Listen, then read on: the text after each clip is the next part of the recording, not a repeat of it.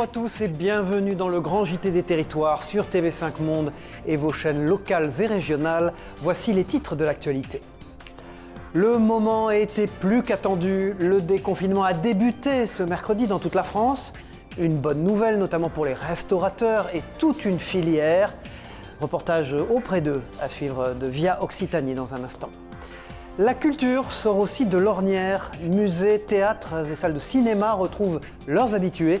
À Saint-Étienne, la première projection avait lieu dès 6h, nous racontera la rédaction de TL7, la télévision de la Loire. Se préparer au pire, à un mois de la saison des cyclones aux Antilles, la chaîne Via ATV a pu suivre un exercice de formation mené par l'armée française. Une opération préparatoire impressionnante, comme vous le voyez sur ces images. Et puis elle n'a même pas 30 ans et elle est déjà chef d'un des meilleurs restaurants de Monaco, le Koya. En fin de journal, vous découvrirez grâce à Monaco Info la cuisine de Victoria Vallemilia, porte-parole d'un savoir-faire sud-américain à Monte-Carlo.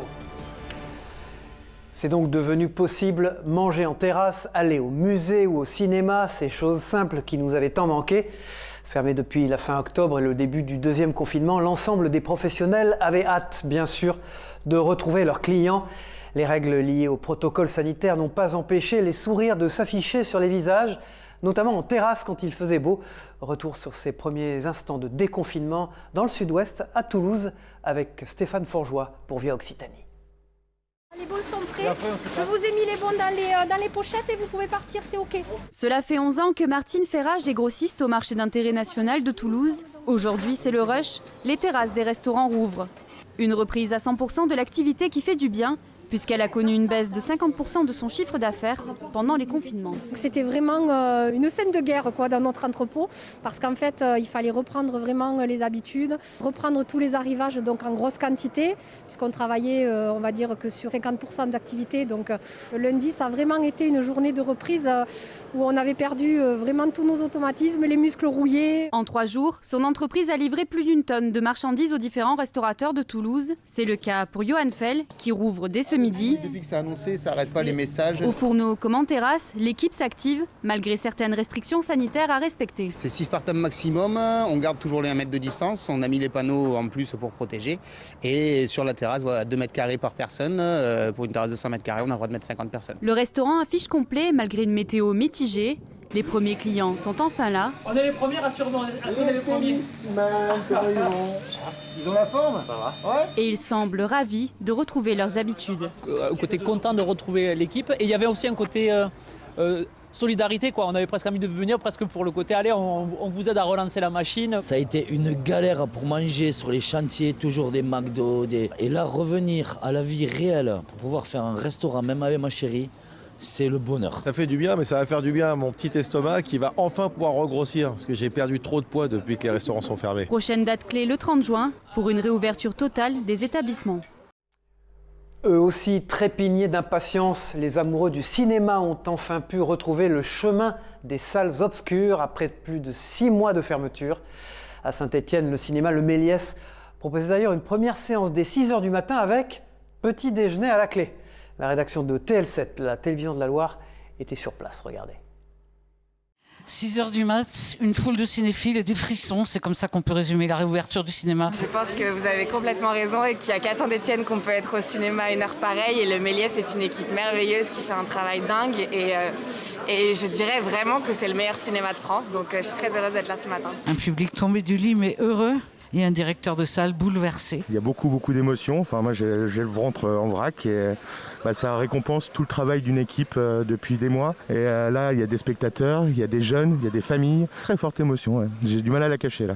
La file grossit devant l'entrée du Méliès ici à Saint-Étienne avec ce même besoin essentiel de cinéma. On commence déjà par le cinéma et après, on va bosser quand même un peu. D'habitude, je vais plutôt au cinéma à 22h, alors ça pique un peu quand même. Mais je suis trop contente d'être là. C'est bien que ça réouvre, qu'on puisse enfin y accéder à nouveau. Enfin, les portes s'ouvrent, première séance de 6h30 et les réflexes du confort devant le grand écran. On est contente d'être avec nos copines, tout ensemble. Des applaudissements qui mettent les larmes avant les premières images de Petite Maman de Cécile Sciamma, profondément émouvante. Il y a eu des spectateurs de tout âge, des parents et des mamies qui disaient je viens voir le premier film parce que j'ai des enfants qui dorment encore à la maison, des jeunes lycéens qui sont venus soit seuls, soit à plusieurs et qui vont en cours à 8 heures après. Le public sort d'une salle pour entrer dans une autre. Une journée folle avec 22 séances de réouverture du Méliès à Saint-Étienne. Et le public qui répond, présent, c'est là aussi l'essentiel. Le déconfinement bien sûr est toujours, mais aussi un ouf de soulagement pour les exposants et les musées. À Bordeaux, pour célébrer le retour des visiteurs, les bassins de lumière proposent une invitation au voyage en Méditerranée. Un parcours de l'impressionnisme à la modernité qui révèle le lien entre la création artistique et les rives méditerranéennes. Immersion dans les chefs-d'œuvre de Renoir, de Monet, de Chagall, avec Bénédicte Dohain de la rédaction de TV7, la chaîne du groupe Sud-Ouest. Jusqu'en janvier 2022, Monet, Chagall et Renoir investissent l'ancienne base sous-marine de Bordeaux. Une exposition numérique hors norme, spécialement repensée pour imprégner les lieux.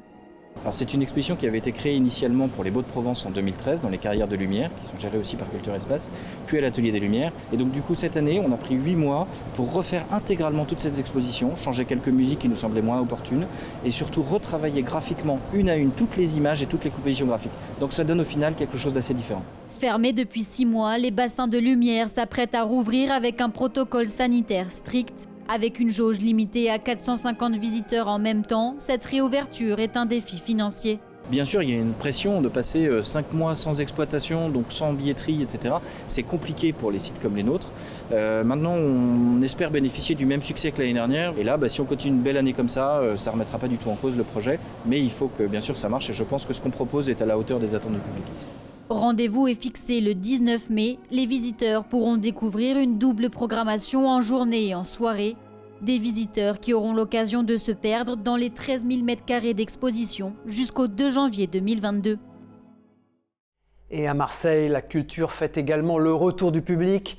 Le musée des civilisations de l'Europe et de la Méditerranée, aussi appelé MUCEM, expose une partie des œuvres du célèbre Jeff Koons. Les visiteurs peuvent ainsi voir ou revoir le chien ballon aux côtés des pièces permanentes du musée. Au total, ce sont 20 œuvres de Jeff Koons qui resteront dans le musée phocéen jusqu'au 18 octobre prochain. Vous voyez là quelques images de nos confrères et amis de la Provence sur place. Sans transition, une belle initiative à présent, celle du maire d'un village de l'Ariège qui, en plus de sa casquette d'élu, a aussi récupéré celle d'éboueur. Pour faciliter la vie de ses habitants et tenter de faire des économies, le maire ramasse donc les ordures ménagères de ses administrés. Écoutez ses explications au micro de Stéphanie Leborne, journaliste à la Dépêche du Midi sur place. Ça fait 19 ans que je suis à la mairie, 20 ans là maintenant, et au fur et à mesure, j'ai remplacé un employé communal quand on a pu, puis après c'est l'employé qui le fait. De temps en temps, moi je file un coup de main. Je pense que pour l'avenir, je pourrais discuter un peu avec le SMECTOM parce que on leur facilite quand même, vous voyez, c'est propre, c'est impeccable. Ils arrivent, il n'y a qu'un seul point de collecte, et tandis que nous le faisons 2 fois par semaine. Eux aussi ont vu leurs missions évoluer. Les facteurs ne livrent plus seulement le courrier, mais aussi le pain dans les milieux ruraux. Une façon de faire face à la baisse de l'activité postale et de créer du lien dans les villages.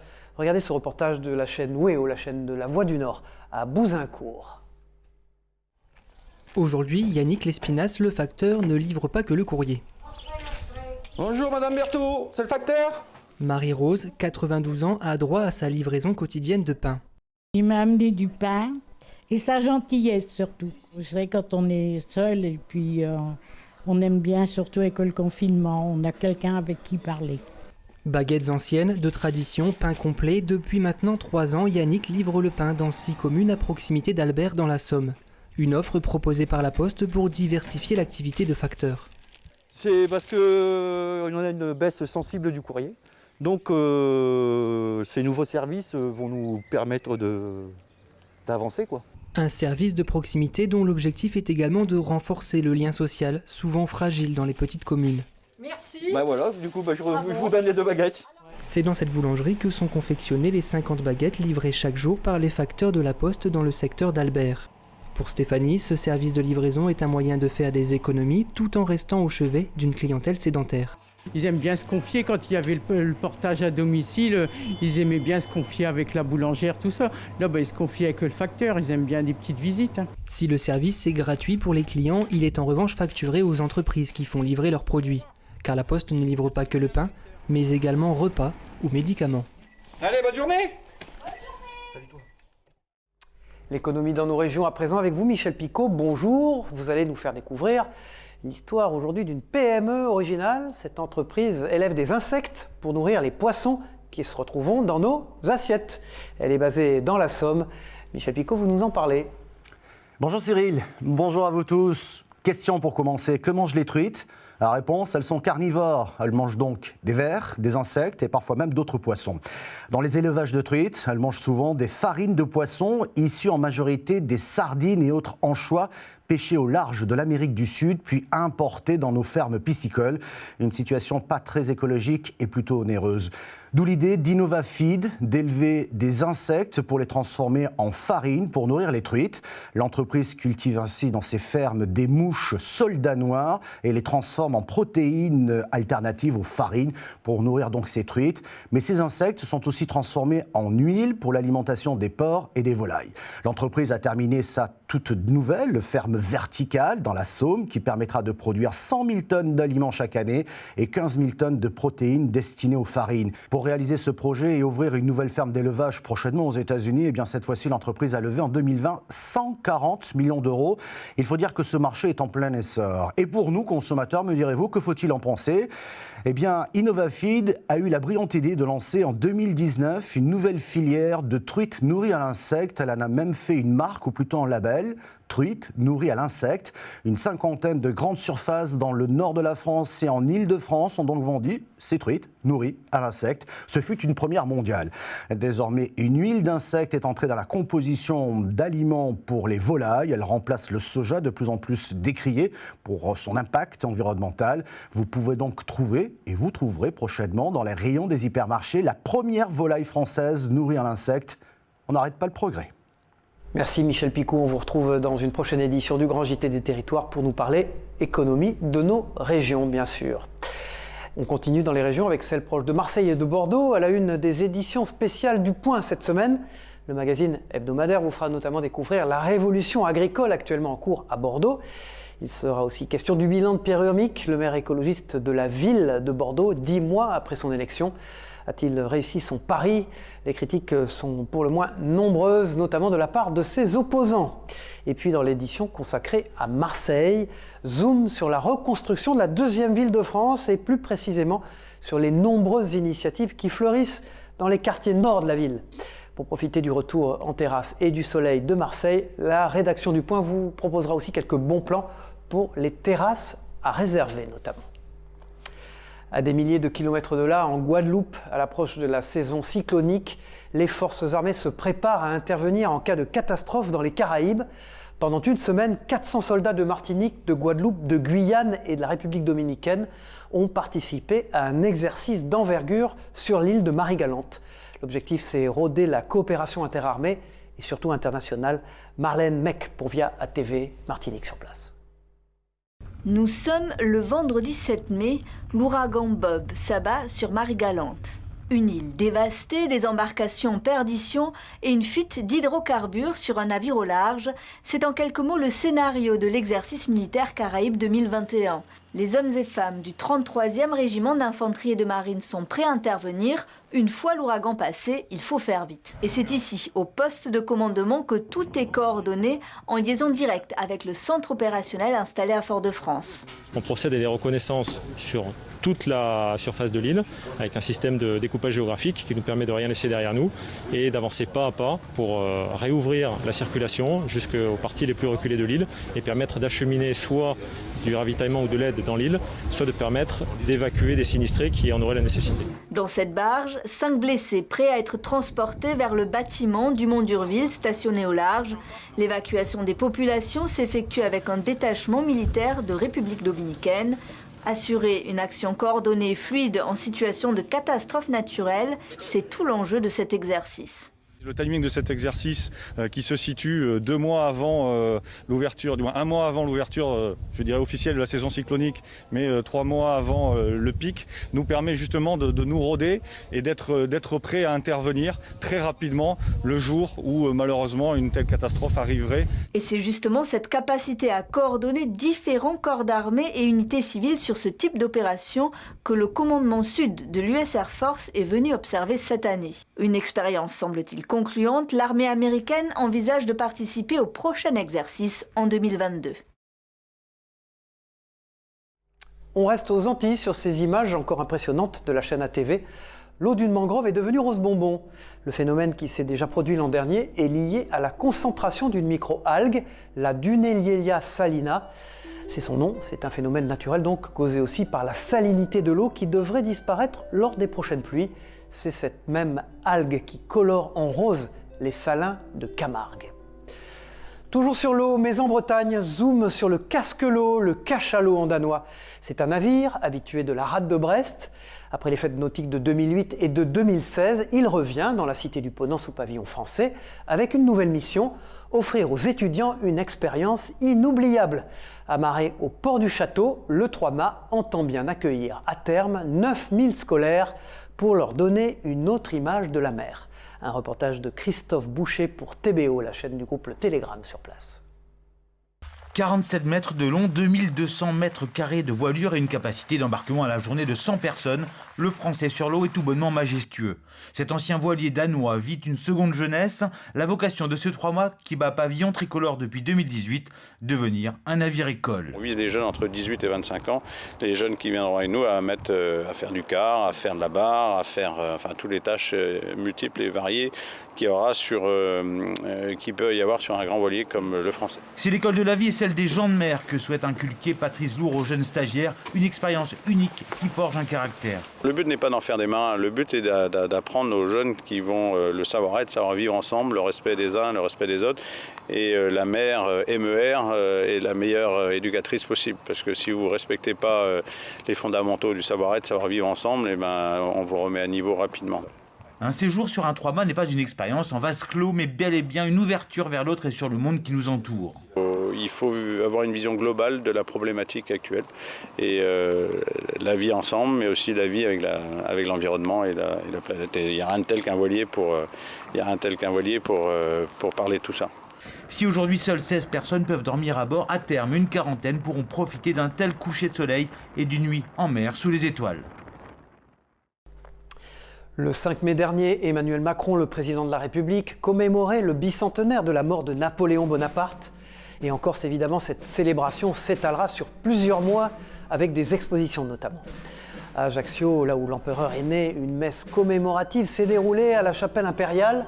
Écoutez à ce sujet le maire de la ville, Laurent Marcangeli, au micro de la rédaction de Via Télé Paese sur place.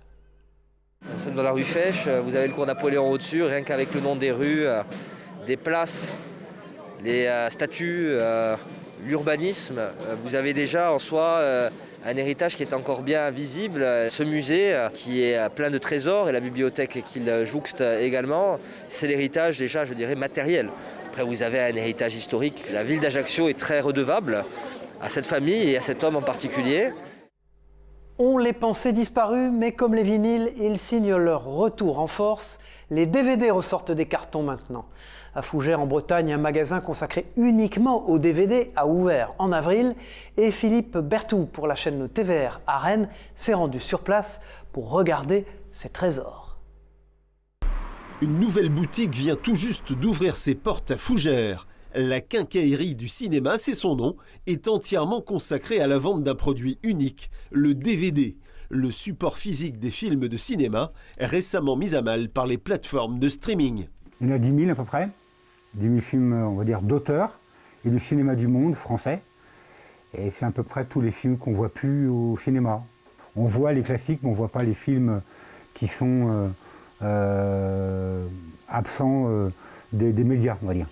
Jusque-là, Philippe Roger vendait ses DVD lors de foires, salons ou marchés spécialisés. Mais la Covid est passée par là. Une boutique est devenue nécessaire, avec la même logique qu'une librairie. Le client vient chercher le 7e art, mais surtout un conseil ou une suggestion pour sortir des sentiers battus.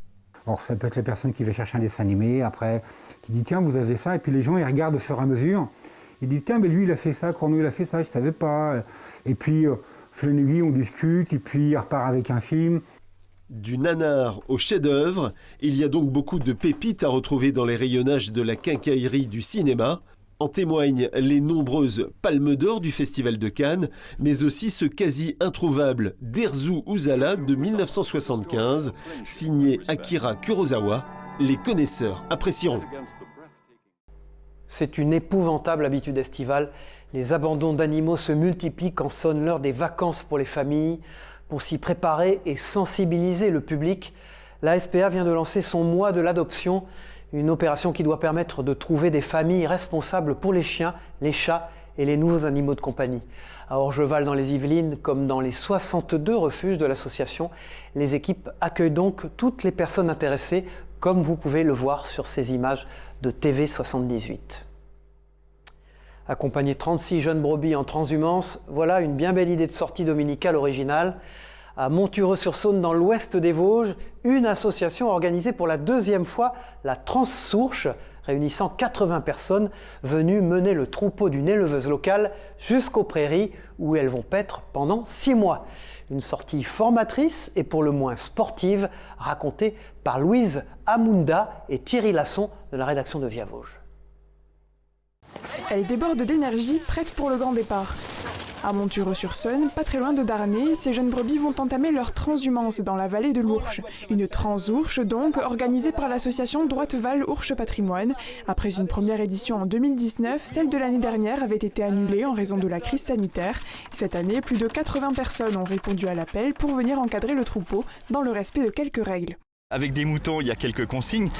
Par exemple, pas de chien. Il y a des gens qui ont l'habitude de se promener avec leur chien et non, aujourd'hui il faut le laisser à la maison. Et puis on va faire en sorte que les moutons ne rentrent pas dans les jardins, voilà, n'abîment pas quelques massifs de fleurs juste en bordure de route et des choses comme ça. Et c'est donc parti pour brebis et marcheurs. Si malgré quelques kilomètres dans les pattes, les ovins sont toujours aussi dissipés, il est temps pour tout le monde de faire une pause. Tous sont venus profiter du grand air, dans l'effort certes, mais surtout la convivialité. J'en pense que du bien, c'est super organisé en plus. Et puis les gens sont sympathiques. Le seul regret qu'on pourrait avoir, c'est de ne pas pouvoir faire un repas convivial ensemble, mais on va le faire un pique-nique chacun dans notre coin, donc on a pris ce qu'il fallait dans nos sacs à dos. Le troupeau, lui, se rendra jusqu'aux prairies, à une dizaine de kilomètres de Montureux-sur-Saône. Pour l'éleveuses, cette transhumance, c'est l'occasion de partager son expérience et de faire connaître son métier. Ça permet de mélanger des milieux, des passions et de faire de nouvelles rencontres, de belles rencontres et puis d'en donner une autre image de l'élevage aussi parce qu'aujourd'hui c'est important. Il reste encore quelques kilomètres avant d'arriver à destination. Les brebis passeront ensuite une longue saison dans les prairies de Clodon où elles pourront paître jusqu'en novembre prochain. On referme ce grand JT des territoires en cuisine avec la découverte de la nouvelle chef du Koya de Monte-Carlo. Victoria Vallenilla n'a que 27 ans et elle a un parcours pour le moins très atypique. Cette jeune chef vénézuélienne manie ses souvenirs d'enfance pour proposer une cuisine d'inspiration sud-américaine. Une découverte de la rédaction de Monaco Info sur place, regardez. Une invitation au voyage culinaire, voilà ce que nous propose Victoria Vallenilla. À seulement 27 ans, la Vénézuélienne est devenue la première femme chef du Koya, mais aussi d'un établissement de la Société des Bains de Mer. Elle a d'ailleurs acquis l'art de cuisiner ici, à Monaco, aux côtés de chefs tels que Joël Garraud ou Benoît Witz, avant d'embarquer dans l'aventure Koya. J'ai beaucoup aimé faire de la cuisine française parce que je pense que ça reste quand même les bases pour apprendre à cuisiner. Et si on ne connaît pas les bases, on ne peut pas jouer avec la cuisine comme il le faut. Je reproduis mes plats d'enfance et je me dis que si c'est ce que je cuisine peut me donner des sensations assez intenses à moi, je pense que je peux transmettre ça à un client. Chef de partie il y a 4 ans à l'ouverture de l'établissement monégasque, Victoria a gravi petit à petit les échelons. Elle mène sa brigade avec une main de fer dans un gant de velours, le tout dans un esprit très familial. On l'a vu progresser, on l'a vu grandir au sein de la brigade. Et aujourd'hui, elle met sa patte, son empreinte. Et on est tous très satisfaits du travail. La collaboration est top. Elle est toujours dans le détail, dans la recherche. Et ça, j'aime beaucoup. Poussée par son envie de retour aux sources, la chef vénézuélienne revisite les plats de son enfance pour les adapter à la haute gastronomie. Le résultat est saisissant. Chaque entrée, chaque plat propose une saveur unique, tous aussi gourmands les uns que les autres. Le dépaysement est total. Je suis vraiment sur des saveurs de l'Amérique du Sud, sur quelque chose de très gourmand, sur quelque chose de simple. Je n'aime pas la cuisine compliquée, en tout cas je ne l'aime plus. Je pense que les gens ont envie et ont besoin de se détendre quand ils viennent à table. L'incontournable guacamole, un croustillant popcorn de poulet, empanadas, tataki de bœuf, tacos de shiitake font par exemple partie des mets proposés à la carte. Une expérience unique qui nous offre un aller simple pour l'Amérique du Sud tout en restant à Monaco. Voilà, merci d'avoir suivi cette édition du Grand JT des Territoires. On se retrouve très prochainement sur vos chaînes locales et régionales et sur TV5 Monde. Bon courage à tous, au revoir.